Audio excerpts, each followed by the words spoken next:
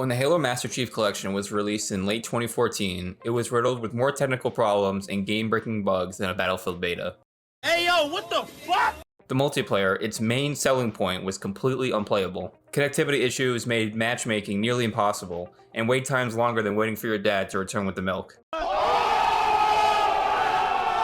Microsoft's flagship franchise, built by one of their largest in-house development teams, 343 Studios, was a colossal failure, only partly redeeming itself by fixing its mistakes with patches and updates afterwards. You could explain what happened with the Master Chief Collection to an isolated incident or a rare oversight. However, a plague was sweeping across the AAA gaming industry, one that continues to persist to this day, where games and game launches like this would no longer become the exception to the rule, but the rule itself, all perpetuated by gaming practices that had grown into a cancer within the space.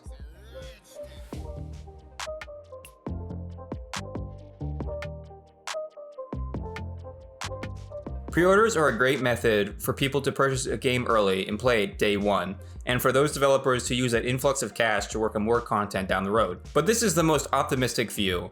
Reality is a little bit more gray. Game companies like to use their image and brand equity and quality to sell their games before they are released. This is why games like Call of Duty have fairly consistent pre-order sales. People know the game and the game company, and know for the most part what they're getting, even if the game is not finished. In reality, would you buy a car without test driving it first, while it's still on the assembly line? Probably not. So why would you buy a game before playing, or at least seeing some real gameplay outside of a trailer? Bundles and the numerous game editions have only made this practice worse. They use the scarcity mindset and FOMO to persuade people to spend larger and larger amounts of money on what boils down to unfinished products. It's time to go!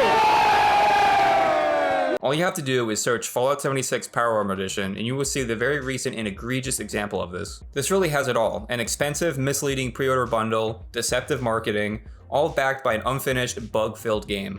But don't worry guys, they will fix this game eventually with patches. When you make a pre-order, you are banking on the fact that you hope the game turns out the way you and others think it will. But hope is not a strategy.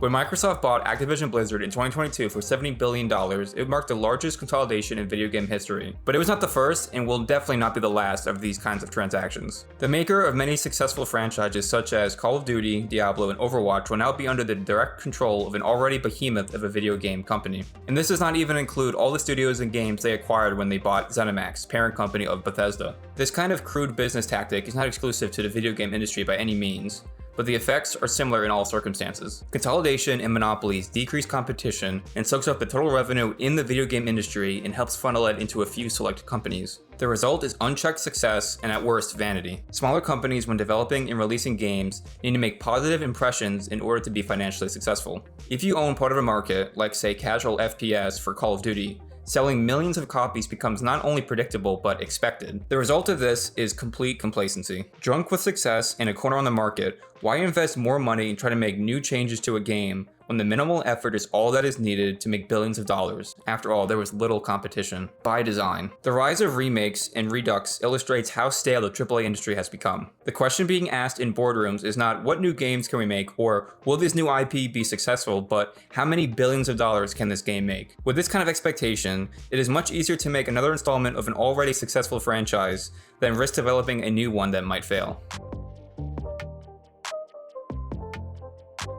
Traditional video game sales model included a single shipped item purchased by the consumer in a play-to-play setup. Ever since the development of consoles with internet connectivity and the ability of developers to offer additional content after the sale, the model has changed to a games as a service model. The modern game is now served to the consumer with more content updates and items offered later. This time period is known as the lifespan of the game, which often includes some kind of roadmap of content release. All of this new content is often neatly wrapped into a season pass, basically a subscription for a game, often one that you already paid for. And with a subscription, you will get some of the new content coming down the pipeline, which often includes microtransactions and DLCs to name a few. I made a whole video about this topic, but microtransactions, loot boxes, and DLCs alone have made game companies billions of dollars. All of this has been part of a larger effort to cut games into smaller and smaller pieces and sell it back to consumers piecemeal. Fuck you, give me money!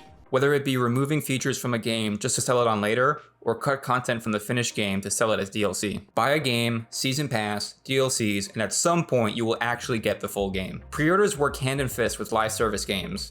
promising that even if the game is released half finished, it will hopefully be completed in its lifespan before, of course, they move on to the next game. This new model is extremely profitable, and as a result, many games have evolved further into the free-to-play model. This allows your game to be played by as many people as possible, but still retain the profit-making mechanisms as the games as a service model. Halo Infinite multiplayer is a recent example, and it works.